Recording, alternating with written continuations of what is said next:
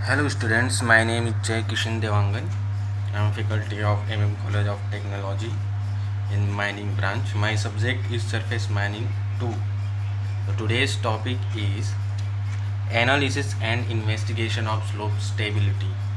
तो slope stability को analysis और इन्वेस्टिगेट करने के लिए हम लोगों को सबसे पहले इसके पीछे स्लोप फेलियर का रीज़न जानना बहुत नेसेसरी है।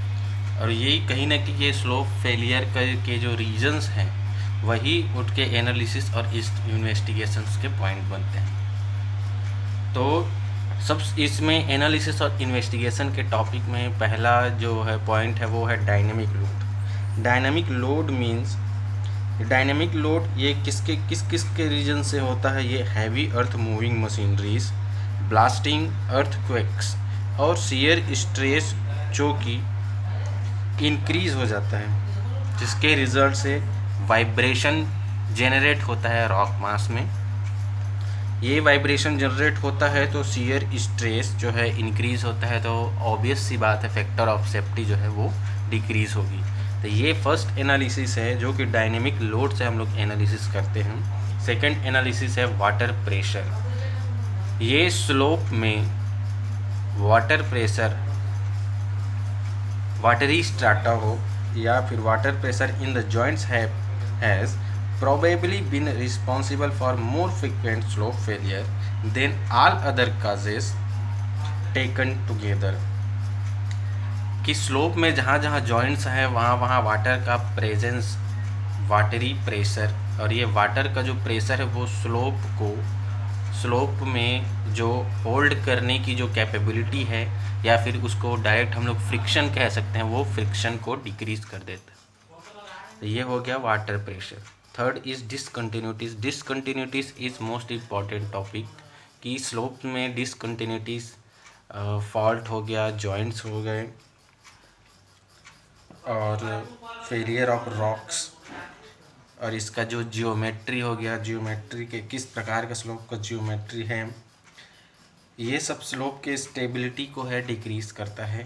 तो ये हम लोग जब इन्वेस्टिगेट करते हैं तो हम लोग को देखना ये है कि स्लोप इस जगह पे हम लोग फॉर्म करें कि वहाँ पर डिसकंटिन्यूटी कम से कम हो और वहाँ का जियोमेट्री फॉर्मेशन सबसे अच्छा हो। और इसका फोर्थ जो टॉपिक है वो है submergence of slope in water. Submergence of slope in water मतलब water reduce the shear strength of rock mass.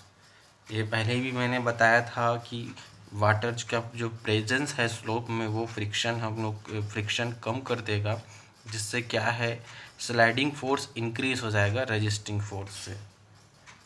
Fifth point है floor sliding due to aquifer. Six point है decrease of cohesion and friction angle.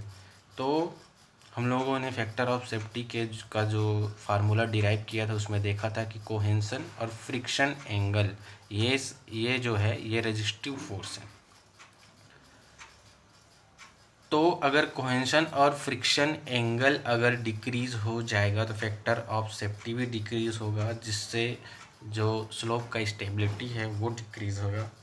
Seventh point is lack of supervision. हम लोग direct मतलब analysis और investigation slope stability को उसको supervise करते time अगर सावधानी नहीं बरतेंगे, उसको ठीक तरीके से अगर नहीं किया जाएगा उसका इन्वेस्टिगेशन, तो जाहिर सी बात है कि इसका बहुत गहरा प्रभाव पड़ेगा, बहुत अच्छा इफेक्ट पड़ेगा स्लोप स्टेबिलिटी पे।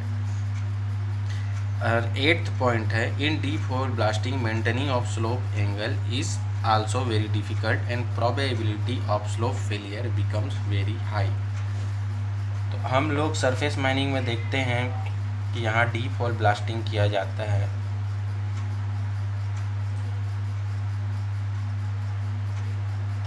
अगर इस डीप होल ब्लास्टिंग को प्रॉपर वे में नहीं किया जाएगा तो प्रोबेबिलिटी है कि स्लोप का जो फेलियर है वो बहुत हाई हो जाएगा।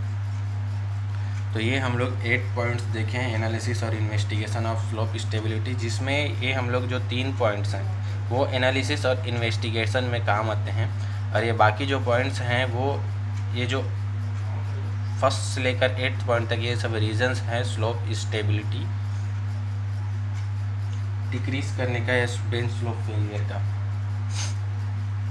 तो फर्स्ट को जो तीनों पॉइंट हम लोग एनालिसिस और इन्वेस्टिगेशन में लिख सकते हैं। डायनामिक लोड है हो गया, वाटर प्रेशर हो गया, डिसकंटिन्यूटी हो गया। फोर्थ पॉइंट को भी हम लोग इंक्लूड कर सकते हैं। और ये फर्स्ट से लेकर 8 पॉइंट तक ये सब स्लोप फेलियर के रीजंस हैं, मेन रीजंस। तो आज का टॉपिक यहीं तक था। Thank you.